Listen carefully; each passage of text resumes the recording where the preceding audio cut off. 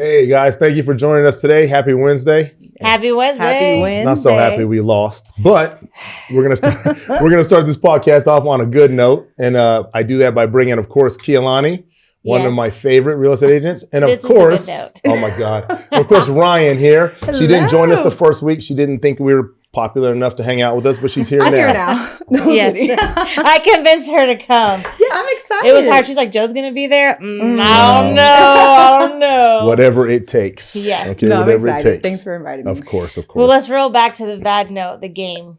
Bro, what? It won't take long to talk about it.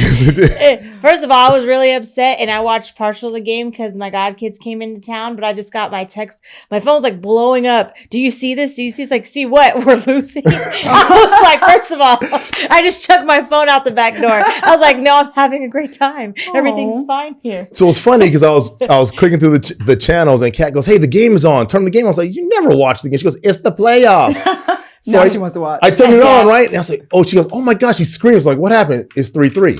I walk out the house, look at my phone, it's 5. I was like, this is so bad. This is terrible. This is so bad. No.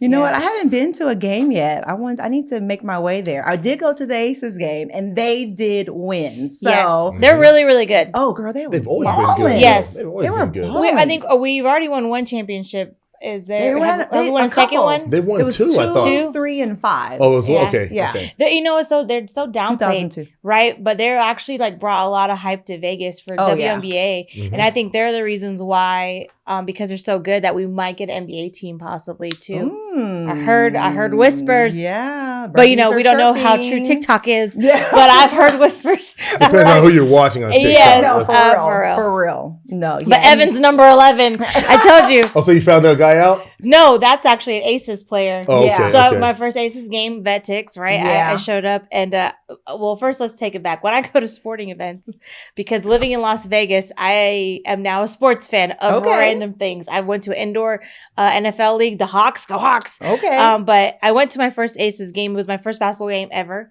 On any level, Vet Tix.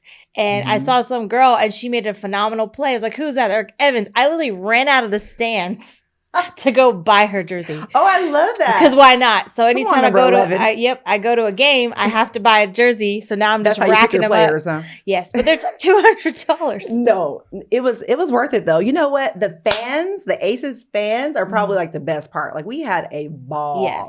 And it's a full experience. So it is. And where the arena is, you wouldn't even expect there to be an arena in there. No, for sure. It's like hidden. Yeah. Have you been to an Aces game? No. You should go. In Vet Mandalay Tix, Bay. they're free. They give them out It's all in the Mandalay time. Bay? Mm-hmm. Yeah. I didn't. Oh no, they do give one. I do see it all the time. Yeah. Mm-hmm. Yeah, You just totally take your little picture, right? Vet Tix, and you know how it works. But I love it because I've gotten a couple shows and stuff off Vet Tix, so it's nice. Oh. Yeah, I did a couple UFC fights. Yeah. Vet Tix and stuff, and it's pretty good. I'm gonna have to get into that. Oh yeah, it's it's for veterans. Oh, but but don't worry. But you got the hookup. You got the hookup. Yes. Okay. Yeah.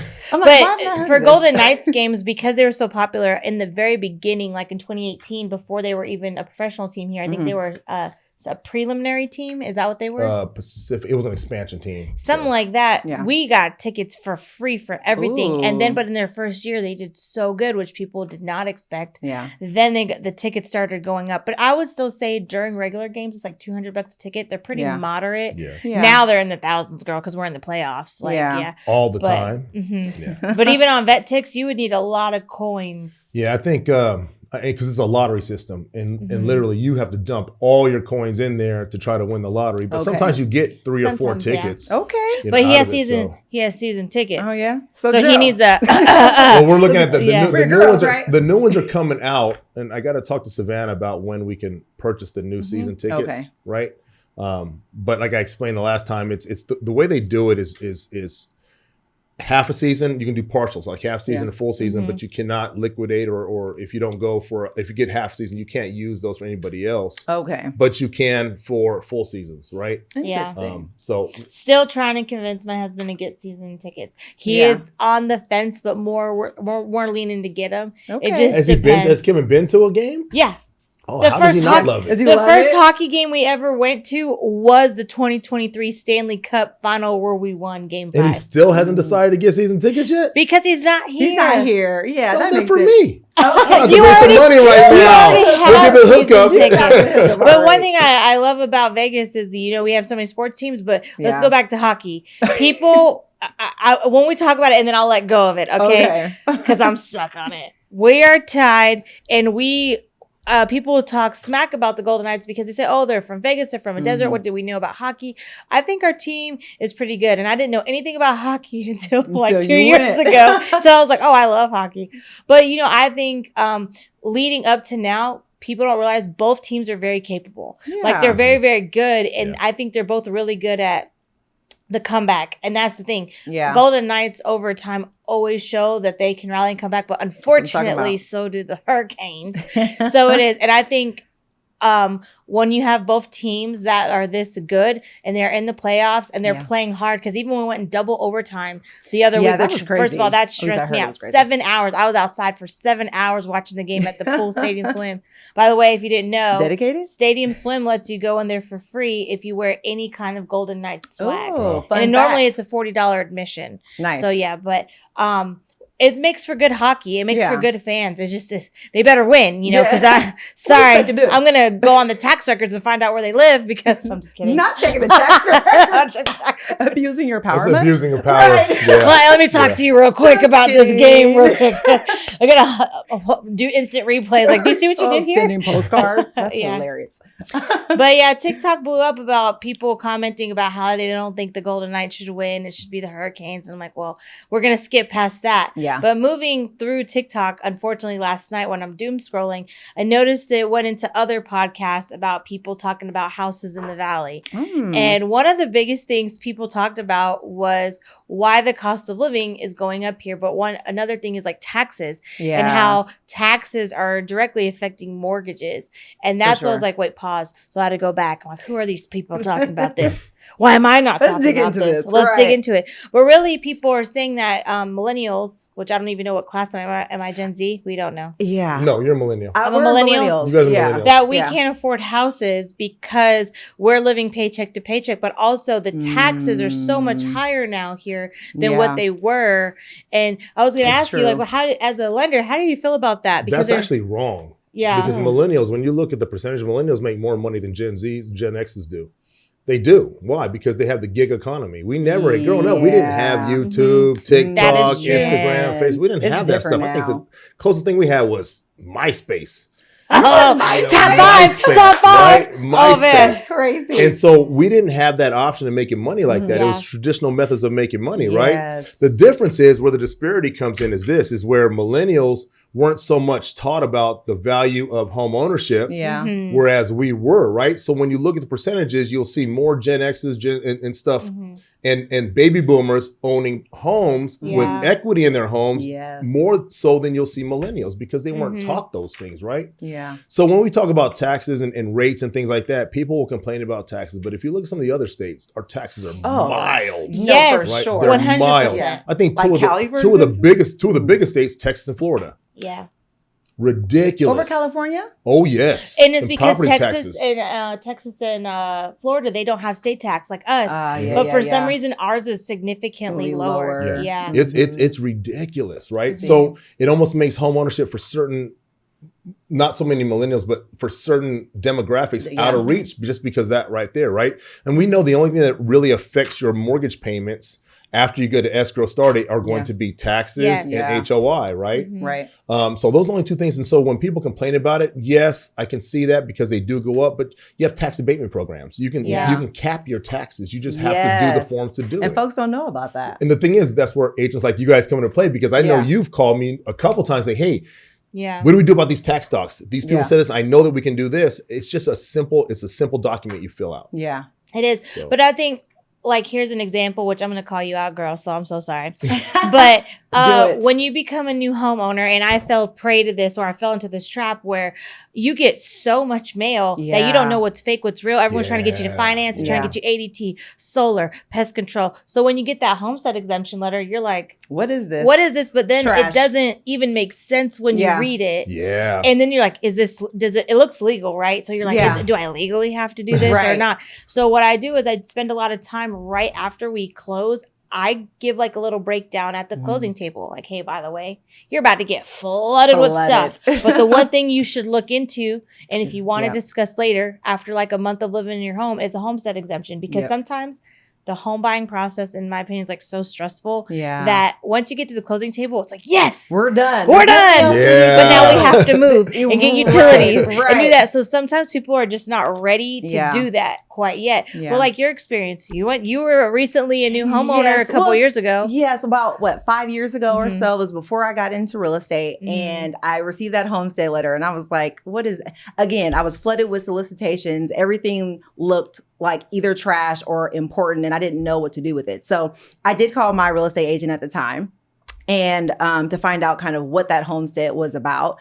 And to be honest with you, I still didn't really understand. So I was just like, I don't think I need this, right? And then I didn't file it, and I had no idea. And so I learned through real estate what it really meant, how it could protect me, right? How it could protect my home and the equity in my home that I am working very hard to continue to build, you know? And so I think that it's important that we educate our clients about that, because they're going to receive the letter too. And if they don't have a good understanding of what it means and how it protects them, then they too will be like Ryen 5 years ago and throw it in the trash, right? Yeah. But it shows like realistically, we're all people. We're not perfect. No, and you don't know what you don't know. Right. So as agents, we have to continuously educate ourselves on the new things. Like the homestead exemptions, every year the guidelines change. Yeah. And then I remember in 2018, you could cap your taxes. I think, don't quote me on this because I was not a real estate agent at the time, but I was a consumer. It was 3%. It was going up to 8%. Then it was going up to 13%. Taxes, Active duty at that time, they came out and said, and the only reason why I know about it, because I was active duty, if you own a home in the Valley, cap your taxes at 8%, fill out this form. So that was the first time I heard about exemptions. Then I became a homeowner again as a civilian. And it's like, okay, what's a homestead exemption, right? And so that's one thing. If you don't know, call a lender. Call the Clark County tax office. No, they'll explain it to you. Those ladies up there you. are so nice. Yeah. I mean, we're not attorneys, but what I will always say is the biggest thing for homestead exemptions is the fact to know what the cap is. Yes. I believe currently $605,000. And so it means any equity you have, it secures your home from unsecured debts. Yeah. So you can't, you don't have to worry about any unsecured debts coming back to try to say, okay, well, you have equity in your home. We want our payment. We want that payment, right? Now they put a lien on your home. It's like a force field, right? But it's not a magic force field. It's not going to protect you from your mortgage lender. It's not going to protect you from HOA liens, right? Nope. What's something else that it won't protect you from? Let me see. Some of the things I left notes. I would here. say like any legal obligations like federal or like child support's a big one. Oh, they're going to get their money. A big one, yeah. Girl, yes. They're going to get their money. They find a way. But there's so many other opportunities to save yourself from, like other judgments and things that can come down, right? But these are all things I think as agents that we forget sometimes to educate our clients about. Yeah. Because like we think, okay, we educate mainly on the deal, the process. We go to Joe, right? Okay, this is the lending side. Yeah. Be prepared for your financial colonoscopy. That's right. Call me the money man. Money man. Right. I was like, no. He's the excavator. He's like, any dark financial secret you have, he's going to find out. Oh, in 2023, you were at Chica's Bonitas? Whoa. I always tell my clients, like, be ready. It's very, the lending process is very but we talk about that, right? We prepare them for that. Then we talk about the process, the timeline. Yeah. But at the end, we don't prepare our clients, which I'm getting so much better at, is your mortgage fluctuates. Yes, your principal and interest are locked. They stay the same. Your homeowner's insurance stays the same depending on if you file claims or not. And your HOA usually sometimes stays the same. But those taxes, they fluctuate. And also if your house builds in value over time and rapidly, that also affects your taxes going up. Right. So like I am a casualty of this. I bought my house, girl. My original mortgage payment was $3,400 something. Well, it's $3,800. I was like, whoa. But then I forgot to file my exemption. Yeah. Boom. And then I also forgot to file my disability. Did you forget or did you not know? No, I forgot. Okay. And see, that's on me. Yeah. But then as I'm doing this, I was like, wow, I fall into the same traps that my clients fall into. But also I learned my lesson and like, okay, I make a mental note. So I added that to my presentation. It's there you go. Do you know that you can do this to save money? Because some people, when you go to buy and you go from renting to buying, I think it's scary right? This is For one of the big sure. things because rent doesn't change unless you get to end of your lease, but maybe $50. It's not a lot. But most people budget based on rental living. Yeah. Then they go to home ownership. They're not prepared for an increase of $150, $200 a month. Some Well, people they don't look at the net cost of it because, you know, there's maintenance, there's things like that. They don't know, right? Now you're doing your own landscaping depending on your HOA and all the things. Yes. Yeah. Right. And so I think as a collective, as a community, not just agents, but as parents and as homeowners already in there, when you're educating the next generation, it's a part of the American dream. Yes. And I think that's the difference between boomers, millennials, Gen X, Gen Z is we have such different thought processes on what home ownership looks like and budgeting. And that and the problem with that is we are not taking account the inflation and things that are happening in the economy. So like boomers are like the American dream, white picket fence, you pay your house, you pay your car, you're done. Versus now a lot of people have a lot of debt. Yeah, and that's true. And you could speak to that. We help a lot of people. Help a lot of them, The first thing we do is if you can't buy a house, what do? We make a plan. Yeah. Right? Okay, if you have X amount of dollars in debt, what do, Joe? Yeah. Well, if you have if you own a home, if you have a bunch in debt, you own a home, we look at what we call a blended rate. You know what I mean? Because I've been running into a lot. So a couple years ago, we were at probably one of the worst scenarios as far as rates. I was doing loans in 7-8%, right? I have a little one for yeah, we know about that, right? So, but then you look at a year or two later, and we know it's still teeter totters, okay? Because it's a wrong word from the feds. It might not be a rate drop, so the feds come and lower the rates by 50 basis points, right? Yeah. But then everybody's like, oh yeah, great, the rate's coming down. No, not necessarily be what happens. What happens is they're looking at what the feds say. Right. If the feds stall and say, hey, we're not going to touch the rates for another month, or we look like the deficit isn't being matched or met, we're going to we're not looking at lowering for another three chances. Right. Guess what the rates are going to do? They're going to go up, right? That's because right. mortgage-backed securities don't look so appealing to investors at that point. So what happens is we start looking at blended rates. And I was running into a lot of people say, hey, I did this loan 2 years ago, and we were at a 7% on a VA loan, a 6.75 and close to 7%. And you're like, okay, well, the rates have teeter-tottered. They're still not at the best, right? Yeah. We were at the lowest we've been in almost 2 years. But now let's look at what your blended rate is. And some of the people were coming in with, we do refinances from a 6 down into the mid 5s, right? Nice. Because the rates have changed a little bit to where it's more advantageous to them, right? Then you have those guys, like you were saying, that are full of debt, but they have equity for days. Because America has become cash poor and equity rich. Yeah. We're talking about baby boomers, Gen Zs, Gen Xers. They've got equity built in because they bought homes. They were told to buy a home. So now they have equity. They pay their bills, they have equity, but they have no cash because the economy's been so up and down, right? Yeah. So when that happens, we say what the economy is: cash poor, equity rich. So you have these people come and say, look, we're still kind of, our hands are kind of tied. We got golden handcuffs on. Yeah. We're looking, we want to pay our bills on time, but we're it's just getting bad. So we look at what their blended rate is. They might come in with a 2.9 VA loan or an FHA loan, right? But sometimes when you look at all their debts and you blend all those interest rates together, it doesn't look so appealing anymore because that 2.9 isn't the best thing, but guess what you do have? You have a ton of equity in your home. Yeah. So you do a cash out refi, and then you pay off all that debt now. Exactly. And so that 6.125 doesn't look so appealing on paper, but when you don't have any other debt, it's a much more comfortable position. And it's about shifting a mindset because that is the thing. We are in a debt economy, man. Yeah. I was like credit card, charge. Everybody was. And it's so easy because as soon as you turn 18, they're like, we discovered you and your credit. We discovered you got credit now. We discovered you. Take it all. So yes, and it's so funny because I not only fell into it, my husband fell into the trap, anything. And so you spend the first, 5 years from 18 to, I can't do math, 23. Whoops, I don't know. Nevada education is the finest. I'm not a lender.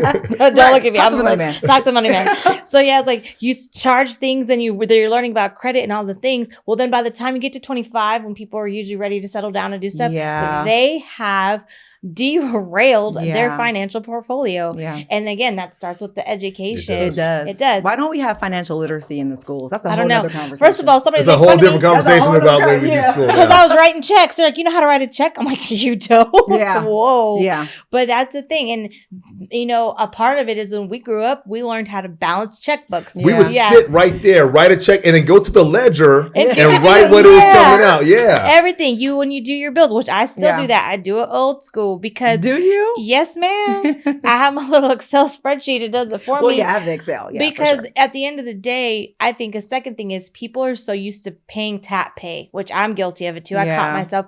You don't go back and check your bank statements. You don't go back and check your credit card statements, right? And you know, people are so blindly doing it that scammers come out and it's easy to, Amazon. Yeah. Oh, $200 gas. And then by the time you go back after 30 days, you're like, wait a minute, I didn't make these charges. But then it's almost too late depending on your financial institution. So we have become, I think, which technology is great, but it's also hindering us. Oh, for sure. Because we're not checking on, how much money do I have in the bank account? We're just tap. And then especially when you have a credit card, tap. The money just goes out. And then next thing you know, you have $18,000 in credit card debt. It really happens that fast. Not on top of your car payment and things like that. So when people come, they're worried now that they don't have the ability to buy. Yeah. But the thing is, if you are able to learn financially how to manage your money, even with having debts, because not all debt's bad debt, right? You need debt in order to build your credit. Exactly. It's like, how do you do that? And how do you build that financial portfolio to home ownership? Yeah. And I do think I want to start doing those first-time home buying workshops. A lot of people in the Valley are doing that. They're educating, but it's more educating financially. How do you minimize your debt to income ratio so that you could save money to do it? Because most people believe they cannot save for home ownership. But there's programs out there now that for those people, because I've run into a lot of people, and we have actually run into some people that have amazing credit scores. Yeah. They fell into that conundrum and that trap where give. Here's my credit. Now, but then they catch themselves. Okay, hey, I got to get out of this pit. Yes. And so they work on it. So the credit scores are amazing. They got every type of credit: installment, secured, unsecured. They got every type of credit they need. And the FICO score is great, but they don't have the income. Yes. Right? Because now they're living paycheck to paycheck, paying their debts off. They realize they have to pay more than minimum payments. So they're doing it, and it's stellar. Yeah. But it puts them in a category where they feel like they can't own, and really they can, because there's so many different products out there right now that will allow them. Now, okay, great. You might have a little bit higher interest rate, but guess what we do? We get you into that home where you're comfortable, and then we turn right around and we do a refinance later to get you out of that program into a more suitable program for you. Exactly. And I'm really glad that you mentioned that, because I was literally just talking to my clients about this yesterday. I made the comment about that because they were worried about interest rates and about buying. And you know, a lot of people, when they go to buy, it's not about the cost of the house. It's about that monthly payment. Monthly affordability. Monthly payment, right? And that makes sense because they're used to paying monthly budgeting, right? And I talk about refinancing. They're like, what is refinancing? Yeah. So I wanted you to explain that a little bit better than me, because I'm not the money man. That's right. But it gives you so much power, but people don't understand, like, how does that give you power? Yeah. Okay, so when you own a home, you essentially own your bank. Is what you use. It's your home. You build equity in your home. We know the equity has gone down a little. Not equity, the amount of equity you gain always fluctuates. Sometimes some years it's amazing. Some years it's not so amazing, but it will always appreciate. Your home will always appreciate for the most part. So as your home appreciates, you make your mortgage payments on time, and you have what we call an amortization schedule, right? So every month you make your payments for year 1 through 10, 1 through 15. More of it goes towards interest, the rest goes towards principal, okay? Right. So I always coach my borrowers, hey, if you can, if the time ever arises, or even on tax season, make an extra payment. That's all principal, 100% principal, and it lowers your principal drastically. Yeah. You know, so in some instances, almost 2 years to make an extra payment a year, right? And so then what happens is, in this instance right here, you turn right around and you were locked in at let's just say 6.75, and the rates have just plummeted. Let's just say plummeted, and when I say plummeted, let's say 6, okay? Right. But you look at the tangible effect that it's going to give you. It's going to lower your mortgage payment. Let's just say $300, $400 a month. Your principal is already lower because you paid it down for however many years you've had it, right? A refi in that aspect, if it's going to help you financially, is always going to be a good choice to me, right? Some people say, well, I was already in a 30-year fix. I don't want to be on the loan for 30 years. You don't have to do a 30-year. You can reduce it. We just have to look and see what the best terms are for you, right? It never is going to be where it's a brick and mortar, one thing, one solution, and that's the only way. There's always different ways to help navigate that issue and give you a lower interest rate. Or a lower the principal is going to be where it's at, but a lower interest rate so that more of your payment goes towards principal. And sometimes, I've had people say, okay, well, my payment only went down. I went from a 6.125 to a 5.75, and I only went down $150 in payment. Okay, great. But now you're at a 5.25. Yeah. Look how much more of that payment is going towards principal versus that 6.5, right? Or whatever it may be. Right. And so sometimes it's just re-educating the consumer into understanding the benefits of a refi versus staying in a position where you weren't comfortable, you don't feel comfortable for whatever the reason, because financial issues change. We always have financial differences, right? You might have, it's safe to say you always want to get pay raises, but sometimes you might get a pay cut. Right. Sometimes you might switch one job or one position to another job, another position, and it comes with a pay deficit. Right. Yeah. That affects your mortgage payments or how you live inside of your home. Exactly. And so sometimes refis are the best way to go. Yes. Yeah. But also they could be a really, like in my opinion, they could be a saving grace. Yeah. So like say, like he just mentioned, we don't know what happens to us, like for hardships. We might lose our job or we might take a pay cut and you can't make that payment. If you refinance, that gives you maybe 45 days where you don't have to make a payment. Like, and like, what is it? The VA IRRRL is something that we discussed. Yeah, so VA IRRRL is a real big one. So with government loans, and we say government loans being USDA, VA, and FHA, right? Those loans come with caveats. Yeah. And when I say caveats, it's the benefit to the consumer. The VA loan is one of the biggest ones. It's called the VA IRRRL. And the VA IRRRL allows the service member every 210 days to refi their home for a lower their purchase for a lower rate, as long as it's a tangible net benefit to them, okay? It's a reduction in payment, reduction in principal, both either or. Yeah. And that's how we do it. And it's a no cost to them, right? Your typical title closing costs, right? Right. But it's at a no cost to them. And it's literally the easiest thing to do. It's like 5 documents. Yeah. And literally saying, hey, I want to refi. Of course, they get what we call a 3-day right of rescission. So when they do their refi, after they sign closing documents, they get 3 days to say, okay, hey, I don't know if I want to do this. Yeah. But I've never met a person yet that I've done a VA IRRRL that says, hey, man, I'm going from that 6.75 to a 6 or a 5.75. Let's do it, right? It matters. Yeah. So in FHA, we have what we call Streamline. FHA Streamline is real similar to an IRRRL, and it gets the same benefits. It really, people don't have enough information at hand about the products that benefit them in either getting home ownership or once they're in home ownership to keep their homes and to be financially stable. Yes. Yeah. So. And I do find myself as an agent, I don't get paid for talking about refis, and I don't get paid about the VA IRRRL. I love when you talk about it because it gives me I do it often because here's the thing. It's about building relationships. Exactly. If I'm going to convince you, because it's true, most of the time I have a buyer consultation, people are curious, and I help them become confident to take that next step.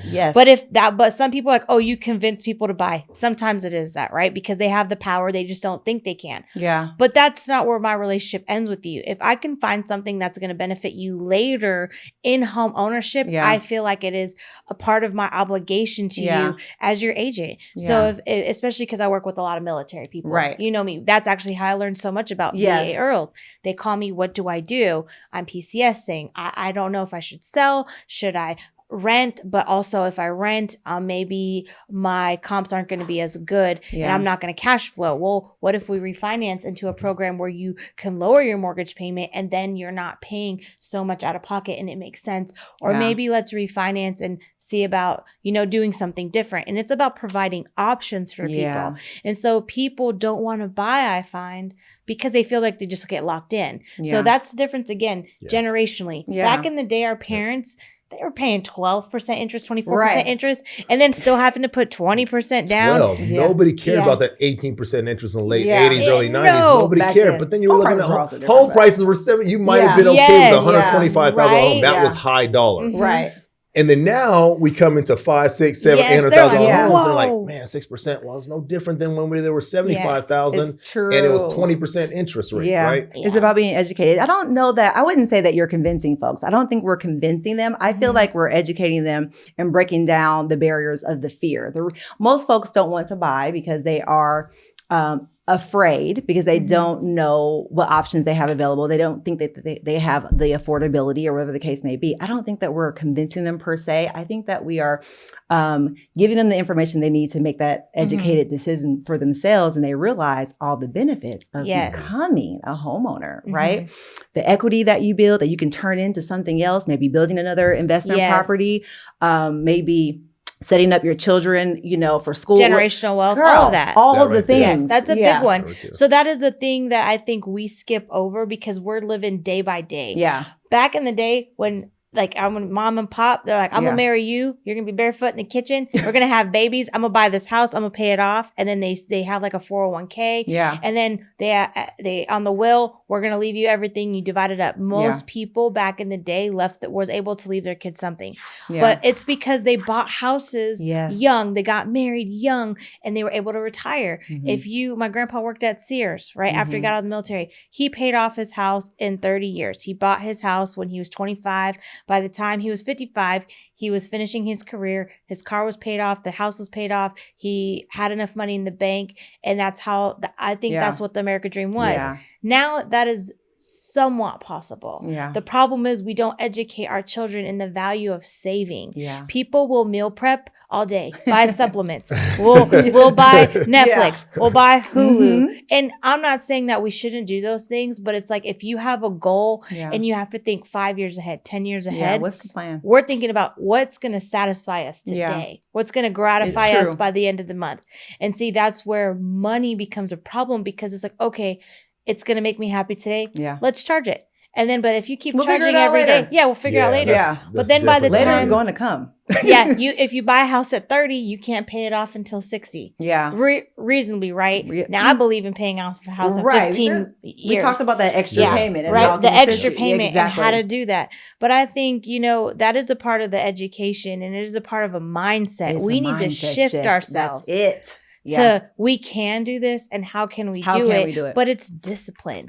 And I think a lot of people lack the financial discipline to do it. Yeah. And I have fallen short. What is the reason why is that word discipline comes normally it runs hand in hand with the word no. Yeah. And we have been conditioned to when we hear no. Can't stand no. I don't we like got the word food at no, home. Right? Yeah. I don't want that food. I don't want that food at the house. I'm still going to go here and get this food, right? Yeah, there's money in the account for this. I'm an adult. I can buy my McDonald's. There you go, right? Exactly. I hear that from my kids. Oh, see? So what you said is that word discipline. Now, the what comes with that, the caveat to that is there still has to be a way that we educate our, especially first-time home buyers, right? Yes. So those are my favorite. The ones that we have that are already in this circle and this merry-go-round, they got a general idea, and they're the ones that are kicking themselves in the butt, going, you know what? I knew this. Yeah. I knew this. I just didn't follow. So they'll come back in, right, to get educated. Yeah. But are the ones that we've never talked to, never met, that are saying, hey, you know what? I really want to buy a home. I think this is the way to go. I need to latch on to those people that are going to help me do the best. I mean, with you, I've seen you. We've worked with clients that 3 months later, 4 months later, we're still on the phone with them working out details about stuff, right? And so I think we have to, in our industry, shop talk, in our industry, we have to shift our focus and not make people a transaction and make people a relationship. No, for sure. And I think that's what it makes the biggest thing. And I think that word discipline becomes a lot easier because when people see that you focus on things after it's a relationship, it's easy. Yeah, just because you can't buy right now doesn't mean that it's not in your 100% future. And it could be, like you said, a couple of months from now. It could be 6 months. It could be a year. Whenever it happens, it's the right time. Over a year. That's what I'm saying. And I still reach out and I still that's a part of it. I think people get discouraged because it's kind of like you go to a car dealership. They run that credit. Oh, you ain't getting nothing today, boo. Yeah. Sorry, you can go down the street to Toyota or Honda. That's a negative. Yeah. And I feel like it's the same thing. People feel like they think they can't, so they automatically dismiss themselves. Yeah. Then when they go to the lender and then it's a no, then they really are like, I guess I'll never. But have what lender are you homeownership. talking to? Because it shouldn't be a no. It should be a not right now. Not right now. And then making a game plan. And every no two loans will ever be the same. Yes. So I've got clients that I've worked with for over a year. I've got clients I just sent to that I worked with for over 6 months. See? The thing is that word, once again, that word no, it stifles everything. It's triggering. Right? Because everybody here now in society wants more for less. Oh, for sure. If you come to me and say, hey, I want a home, I say, hey, how can I help you? I want a home loan for $500,000. Okay, well, let's call it, let's be real here. I'm looking at everything you have, and I appreciate you giving me that and being very upfront. But from what I see on paper, you can only afford $425. Now, this is what we'll do. Let's come with a game plan. If you're dead set on $500,000, now this is my job to explain to you where the benefit of a $425,000 house is with your income currently right now, and where your upward mobility is going to be. Yeah. I'm doing you a disservice if I say, okay, yeah, you can't do $500,000. Bye. Right? Because that $425,000 or $450,000 might be exactly what they're looking for that they didn't know they were looking for. Yes. But now they're planning, because that first home should never be your dream home. Exactly. It should be your home that you learn That's your foot in how the door. to do things. Yes. You learn all the pitfalls that come as home ownership, right? Yes. Then you build on that. And the size of the home, let me tell you, it is a shock to do home maintenance. Oh, Lord. Girl. Talk to me. Yeah. I'd go back to a 1,200 square foot home if I could every day of the week. That is the one thing is like when we talk about it, it's everyone's like, I want bigger, I want better. Yeah. Okay, let's start off with, let's be moderate because when you have to start doing your own maintenance, changing the disposal, changing the air filters, changing light bulbs, things get costly. And then even when you have landscaping or a plumbing leak or you got toilets or a pool. Yes. He has trauma from I have toilets. trauma from toilets and toilets. pools. Yes. That's so funny. It's because Kat makes him change all the toilets all the time whenever we're helping somebody do remodeling or something in the house. Yes. I should just be a plumber. I mean, I'm grateful. I'm so grateful for the magnificent job you guys did in the casita. But I even said, make sure he changes the toilets. But I think when it comes to those things, that's again part of the education. It is. And people get so scared we can roll into homeowners insurance because I've had to file a claim. Let's into that. Woo! You're not an adult until you file an insurance claim. I have an experience with HOI. I had a client. I'm not gonna mention names. Had a client, a VA loan. The home he was purchasing, the previous owner had filed so many claims on the insurance that when we estimated, and I estimate very conservatively, very high when I do the loan estimates, because I know generally you're looking at about anywhere from $65 a month to about $100 a month, right? On HOI, the typical home in Las Vegas. Now, I'm not saying in Sparata area, Spanish Trails, but it's going to vary. Like that, And so I estimate it. We go, everything's good to go. About to be a clear to close till we find out that the real estimate that he got from an insurance company was exorbitant. It was like $2,400 a month, and it threw his DTI. Whoa, I mean a year. It ends up being closer to $240. That's still pretty expensive. Ridiculous, right? It's up there. And so then now I have to go back to this bar and say, okay, now we have to rework the numbers because something is wrong. It's throwing your DTI out of whack. Right. So we ended up going almost 3 days, quotes from various companies to find out the reason why it was that way. It's not because of anything he did. He had an amazing FICO score. We know they're not supposed to look at FICO scores, but let's be real. Yeah. Now, okay. We know they're not supposed to look at credit, but let's just be real. They look at credit. Amazing credit score. And it wasn't, and when we got down to the brass tacks of it, it wasn't anything he did. It was the previous homeowner that filed so many claims, probably fictitious claims on the home. That now every insurance company was worried. They were wary of insuring the home. So finally, we found a company that was great. His payment went down to $111, which is right on par, and we were able to get his deal closed. But that is a backbreaker when you talk about homes. It is, no, and that's why SRPDs are important.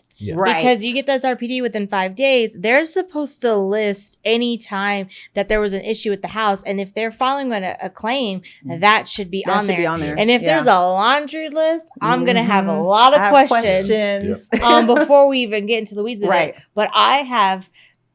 What is it? it doesn't matter. I learned this the hard way too, because I stay falling in pitfalls. So I'm going to use myself as an example. It's okay. It's educational, okay. It's education, right? all day long. All day long. So I have so many investment properties, right?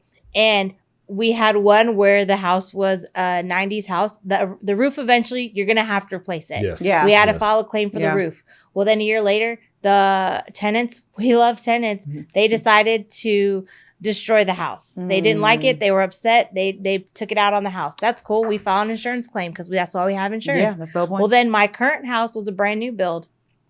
There were some issues with it, and the roof, the ceiling was leaking from the washroom down to the kitchen. Had to file an insurance claim. Yeah. Well, then a year later, I got robbed in my other house. Had to file an insurance claim. Girl. Well, all those claims, even though they were on different houses, were not within my control. They were things that happened, but they were such high costs to get fixed. That's why we file insurance. Right. Well, I went to go buy my house, my recent house, and they were like, "Oh, your insurance is going to be like $5,000 for the year." And I was like, "Let's take a step back. Right.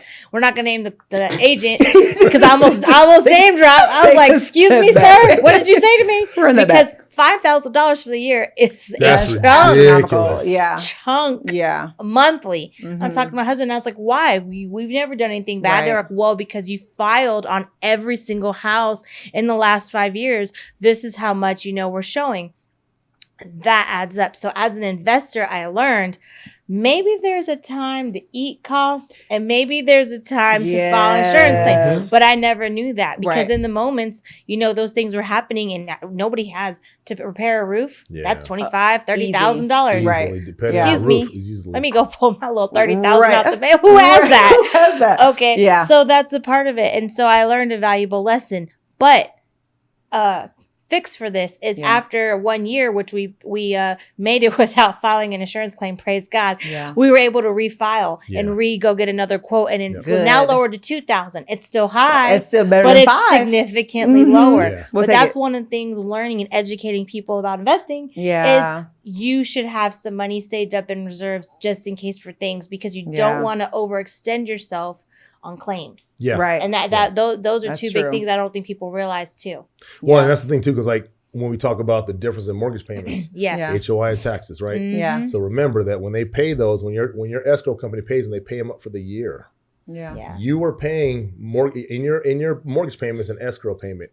If you have a shortfall in your escrow because taxes went up or HOI goes up, guess what? You have a shortfall. What happens is they pay it. The escrow company pays it. Yeah. You're paying that back plus whatever your escrow payment is. They'll take percentage out to get that escrow back. I think it's roughly 60% to get it back up to where it's supposed to be. Yeah. People don't realize that. So I've had people call me, hey, what happened? Well, this happened. Let's look at what your taxes did. Did you change your insurance company? Did your insurance company raise the rates? Yes, they did. That's the problem. Bundling also affects it too, which could be a positive or a negative if you have a family or a teenager. Yeah. And then you're bundling auto and insurance. home. Trust me, I learned that the hard way too. Well, he has lots of children. Watch him out. But yes, I know that's a blessing. Yes, it's bundling. But sometimes people don't realize it could be a saver. But if you have people under the age of 25 on your insurance, it causes it to go up. And then you bundle for your home insurance, it does increase it. But in my opinion, I've only seen it go up maybe $20. Not too much, but some people that's too much. No, I mean, we're not expecting it. Yes. I've seen it go up to, I think mine was about 40. Mine went up about 40. And that might not sound like anything, but it is everything. But every dollar counts. I get buyer's remorse for $2.50 for a Snickers bar. If it goes up $40 on mortgage payment, I want to know why. And that for me, it wasn't about insurance. It was actually the taxes because I had bought a new home. And so you had talked about, new construction. The assessments, the file the second year around. And if you don't know, as a homeowner, you're buying new construction, the taxes are, evaluated based on the land, right? Yeah. Now, when they reassess not the property in the land now. It could be drastically, different. And so that's where that, homestead or the, tax cap comes into play. Yes. Just a side note, running that back. And especially things too, get with a good lender. Yeah. I'm a good lender. Joe. But we talk about payment shock. Yeah. And that's what a good lender will do with you, especially on new builds. Like Texas and Florida clients, don't worry about the escrows at first because you're going to get hit the second year. Yes. You are. It's just without a doubt. And when you talk about having to come in cash to close another $7,000-$8,000 on top because of HOI and taxes, sometimes that's the deal breaker for a lot of people. No, it is. You know? Mm-hmm. Yeah. And you know, a lot of new builds have HOAs. Yeah. And people are like, I don't want to live in HOA. I don't want to live in HOA. Well, unfortunately, 80% of the value is HOA. Period. You're going to have to do it. And they were like, well, I'm concerned that the HOA is going to go up. They're going to take my money. I was like, well, you know what? The beautiful part about HOAs is it's a community program. It's a community business. I tell people, if you're going to buy into a HOA, become part of the HOA. Don't throw away those letters. Yeah. Because we're so quick to throw trash out. Yeah. Show up to the meetings, to the budget meetings, to the, you know, be a part of the voice in your community. Yes, ma'am. Right. Every quarter, every 6 months, they have assessments. They show you the money breakdown. Where it goes and what's in the accounts. Yeah. But if you're active and your face is shown and you're part of the vote, because they have to vote, there has to be, there's a percentage of vote for them to raise HOA. Yeah. So it doesn't come out of nowhere. But most HOAs take advantage of the fact that people don't want to show up. Yeah. And that's another mindset again. Another mindset shift in our generation. Old generations, everybody's I've never been to a town hall meeting. I want to go, but I watched a movie. Yeah. Amazing. You watch an old Southern movie, everybody's at the town hall meeting because somebody's peach trees in the yard. I'm like, wait, what? Well, someone cut the branches off that were on their side. Like, what's going on? But and that's a big thing because people cared about their community. And yes, it could be a positive and negative, but the point is having those community relationships, right? Being a part of the community isn't just about money. I think it's being a part children's safety. Yeah. About what's going on. Where's the money going? You have a voice on where the money is going, whether it increases or not. Yeah. But oops, sorry. I'm throwing stuff. It's because HOA. I'm just kidding. It's a hot topic. Hot topic. But you know, there's a lot, like the watercolor community has a ton of children in there. There's pools, there's courts. It's great. But also having the community watch. Parents out there actively monitoring, you know, people in the community watching out for the children. It's summertime. Kids are outside. Knowing your neighbors, I think, is a very important thing. I think everyone keeps to themselves. Sometimes that's good. We want to stay out of other people's business. But, you know, having other people, you know, looking out for you and your property is important. Like back in the day. Like back in the day. Like That's it takes a family. It takes a village. tribe, right? It takes a village. It does take a village. It's funny because my neighborhood, when you come to our neighborhood, there's signs, right? In front gates that say 15 miles an hour, children at play. Yes. And that's important to me. And I catch people sometimes, and you know what I've noticed is not so much the people that are residents there are the ones that are renting. Because our HOA only allows a certain amount of rentals, but it's always the ones that are renting that are flying through the neighborhood, right? And I mean, it drives me up a wall. And a lot of times I'm like, hey, hold on now, slow down. You know, my kids play and other kids play, right? And so what you were saying about community involvement in your communities, we're also one of those communities that every Christmas, every Halloween, the HOA opens the gates with higher security, and we're one of those neighborhoods where all Las Vegas comes in trick or treats, right? Nice. We have DJs there. They get food trucks. It's just an amazing event.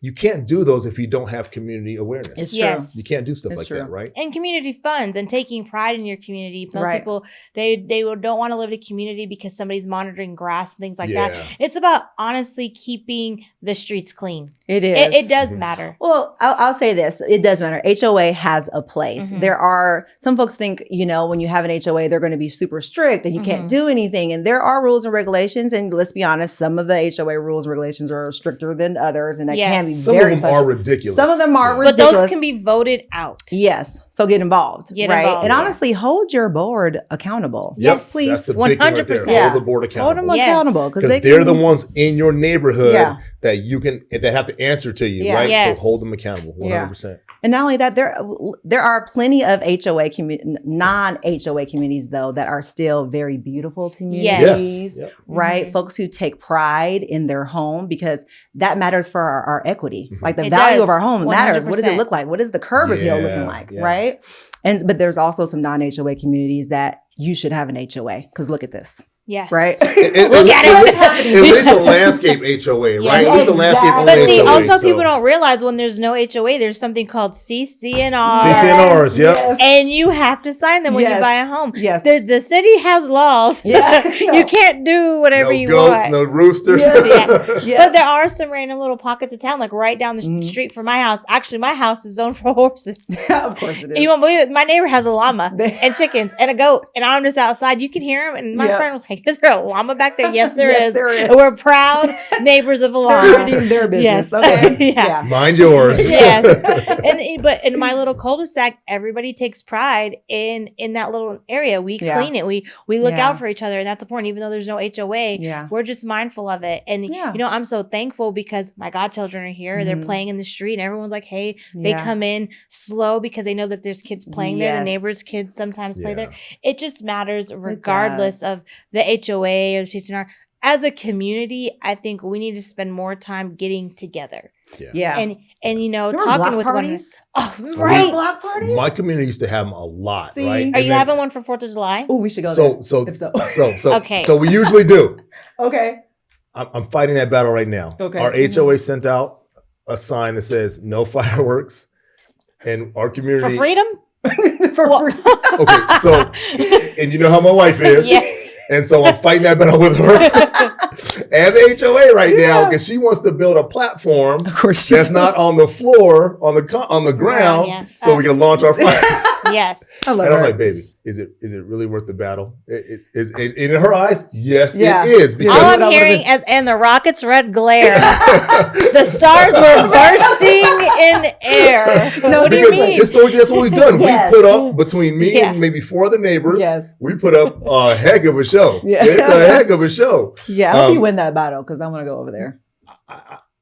I'm on the losing end of that battle. But I think we're going to do it anyway because she's dead set on building a platform that's not touching the asphalt or the street. Yes. And she's ready to launch. She's ready to launch her freedom. She's ready to let freedom fly. Trust me. Isn't it our 250 years?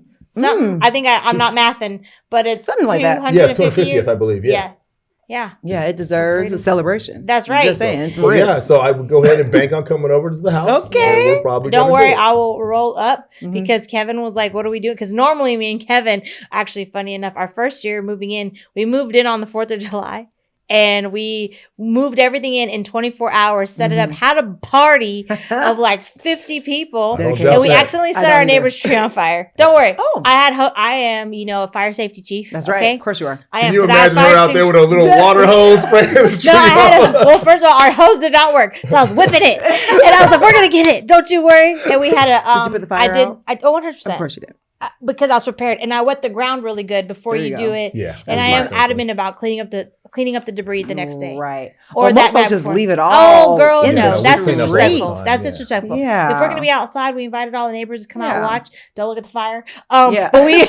But we did clean up everything afterwards. And I'm very big on that because I think you should play hard and have fun, but also be respectful. Be respectful. You don't want to be moving in the neighborhood the very first day and just destroy it. And they're like, oh, you guys are going to be that house, You're right? that guy. No. We have competitions. Yeah. There's this cul-de-sac right down. Man, me and him are gonna go at it, and every year he'll light off. I'm like, okay, I got this. I light off, and I'm like, oh, he still got some. Okay, I got some too. I'm lighting off some more. Pull out a wagon. Next thing you know, Right. It literally turns into. It looks like a war. It's what it looks like. I believe that. But it's awesome That because sounds fun. everybody enjoys it. Yeah. Except for Puppy. Puppy is not. Oh. She all is not a dogs are fan of the fireworks. It's like the worst time of the year for most The only other pets. thing I hate about that is my pool. Because after the fireworks show, I gotta go Yes. clean out the pool. Because of falls, so then and again, that's what a part of cleaning it. I always like skim the pool afterwards because you don't want any of that to go in the filter. Oh, heck no. It messes up the pH balance of the pool, things like that. But you know what we do on 4th of July? I take one of the big old TVs and take it outside to the hot tub, and we light up the pool with the red, white, and blue, and watch Independence Day in the pool. Nice. So we have an inflatable big screen. Yeah. And turn on the projector on and stuff like that. So you guys know how to Let me tell you, Halloween is the best time though. Oh yeah, I love Halloween. I mean, we set up ice chests for adult beverages for the stuff, and then they'll be playing the baseball games on TV. Yeah. And people come trick or treat. Yeah, hey, grab you a drink. One year we had 10 pounds of candy. We gave it out. We ran out, started handing out dollar bills. We saw some repeat kids. I'm sure. And I wonder you handing out dollars. I would have been there. Kevin was looking at it and was like, you're smart enough to come back. I'm proud of you. This entrepreneurship. Like, oh, hi, That's Mr. it. Kevin. Like the kids crazy. always, one kid would come in the neighborhood in our old house and we would hand out pre-bags of candy in big old Ziploc bags. I'm like. So last year, the HOA, we did a tally. And I believe it was $7,000 worth of candy between our in our community that we handed Oh, yeah. out. But we have DJs. Yeah. I love From that. DJs, they set up runways. You live in Sky Canyon? No, I live in Okay. Off Osa Blanca. off Osa Blanca Oh, in okay. Timberlake, and that's where Okay. it's one of the ones that does It's it. a good neighborhood. There's another Yeah. good neighborhood. Yeah, it's in always Sky on the Canyon that news. They goes do the crazy. same Is thing. it them? Yeah. And then we have food trucks. We set up food trucks at Oh. the end of the cul-de-sacs. Okay. It's ridiculous. Food It's trucks. We're crazy. gonna Have me come a food. over for Halloween. Halloween and 4th of July are Kevin's absolute Favorite favorite holidays. Mine is 4th holidays. of July and Thanksgiving. Oh, yes. Because you like to eat food. I do. And I purposely Mhm. don't make certain things throughout the year Mhm. just so that I can have them on Thanksgiving. Facts. Yeah. Candied yams, Yep. the ham, the dressing. Well, you're Dressing, not stuffing. You're not built like me. Okay. You're not There's built a like me. I difference. make There's it a all the difference. time. I Do eat it you? every day. Oh my gosh. We're almost there. Just a side note. Yeah. No, that's okay. And you know what? These are going to be great topics because I can't wait to talk about when we get into Christmas time because I got a lot of things to say. We're almost there. Like we're literally almost to Yes. the holiday season. I Yeah. don't know what's going on with this year. but I it's feel like flying. it flew. We Yeah. already at 4th of July. Like, We're where talking did about time Halloween go? for goodness Mhm. sakes. Yeah. I'll tell you what. This year, just in general, it's gone fast. But Yeah. I've seen the economy change Oh, Yeah. multiple times. Yes. Yes. I've seen This is I've seen the landscape of home ownership change. Mhm. The types of buyers we're getting has changed from Yes. last year, right? And then the amount of time that the houses are staying on the market Yeah. Mhm. has changed, right? It has. In the beginning of the year, it was a long time. Yeah. It was very Yeah. stagnant. Yeah. And then it went, I don't know, it picked up in March where houses were flying. Dude, I was within in 2 multiple- weeks they were listing and they were gone, Yeah. right? I was About that fighting spring. for a house. I Yeah. was like, multiple counter. What do Yeah. you mean? Right. Why am I fighting for a The house home right on the now? market today. Yeah. Right. I lost 5 houses in 3 days. Girl. I was like, what's going Yeah. on? I was like, let me meet with you sellers real quick. Yeah. let's You're have a gonna give me this conversation. house. But Bring no. this offer in person. It is, and it's very different. I think also the dynamic of how we used to present to sellers is different. Yeah. 100%. Yeah. Back in the day, you used to go meet them at the house and do all the presentations 9:00 at night, and then you pick at the table. Now it's like as soon as offer comes in, you send it out, email Yeah. blast it straight back Yep. to the buyer, and then to the sellers as well for them to make Mhm. the decision. So I think as we're moving into the school just got out, and Yeah. congratulations to Yeah. all the 2026 graduates.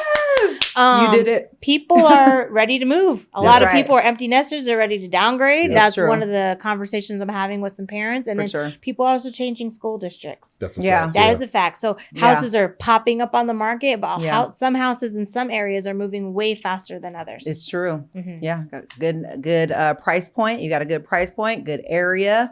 You have some good things around you, shopping, all the things, good school district. Those houses Yes. are gone. Good Bye bye for those. food. Good yes, food. good food. It's a wrap. Yes. Speaking Yeah. of grocery stores, real quick. Yeah. In the Heartland, on DR Horton off Aliante on the 215. Oh yeah. You know they're building a Smith's Marketplace inside the community area over there. Oh, really? Yes, Hmm. like similar to the one in Sky Sky Canyon. Canyon. And Dude, I went in there. I said, "This got a bar." yes, What is that's what I was going like. on You around could here? literally. This is every man's Pick a grocery spot. dream. Oh, of course, honey, I'll go grocery shopping with Yeah. I'll be back in you. 3 hours. Yeah. Come back, knees to elbows. You He's pushing so ready. your husband out with one cart and the groceries out the other. Yes, yes. But yeah, so they're building one of those up there. There's actually so much more to come besides Oh, the yeah. park and the walking trails. Yeah. And I was highlighting on that. I was like, man, Northwest, that's, that's my right down the jam street over from me. there. I know. I love Yeah. Northwest. So, yeah. I love it. I really do. That's where you can still get a reasonably priced, beautiful home in that area. $60,000 or more less than Green Valley. Yes. Easy. And it's to Easy. me, it's even closer to the things I want to be next Yeah. year. Yes. Yes. And really because they extended the highway all the way up. Yeah. It's a hop and Yeah. skip. Hop, Skip, jump. Hey, and then, Yeah. Jinx. and then Mount Charleston's a stone, Yes. stone throw away It from is. me, you know? It is. That's So- it. I think over time in the next 2 years, Yeah. we are going to see all the way up Kyle Canyon. We're going Yeah. to see a Oh, for sure. big increase. There's going to be more to come. Yeah. Soon, I feel like we're going to make our way all the way to the reservation. We're going to be right there. See?